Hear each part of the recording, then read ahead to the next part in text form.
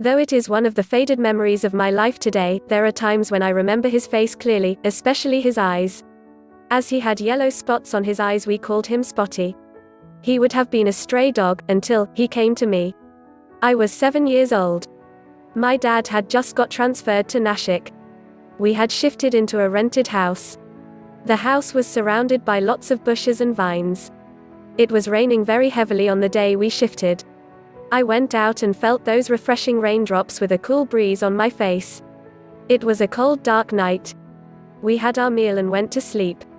Somehow in the midnight I heard a loud thud outside the main door. I mustered courage and peeped out through the window adjoining the door, and I was really amused with what I saw outside. There was a small puppy lying on an old rug which my mother had put outside the door. It was wet and shivering. At first it was difficult to see the little one.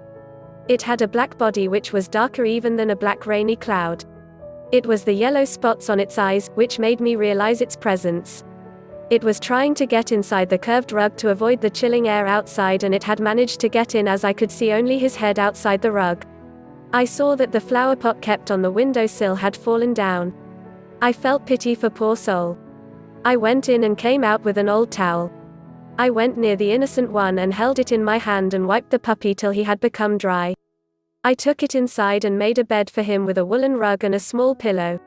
He seemed very comfortable in his new bed as he went to sleep immediately. The next day morning, everyone in the family came to know about the unusual guest. "Shall we keep him with us?" I questioned my mom.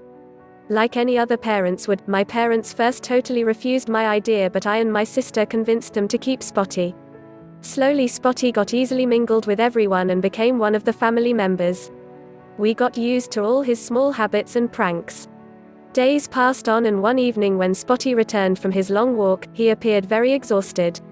He came to my room and sat near me. It was then I saw that his hind leg was injured and was bleeding. I called out my mother and she quickly tied a bandage around his leg and gave him food to eat. I was very upset.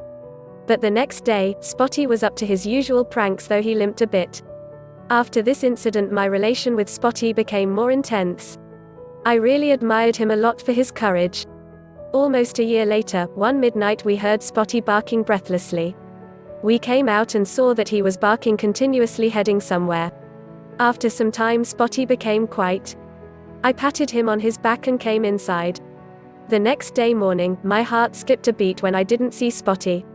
I searched for him in each and every corner, but he was nowhere. And this time he had gone and would never come back. I cried and waited for him. We waited for 1 long week. But there were no signs of him. Then one day my dad got transferred to Mumbai. We shifted back to Mumbai. What would have happened to Spotty? Would he have died? These were the only questions in my mind, but they all remained unanswered forever.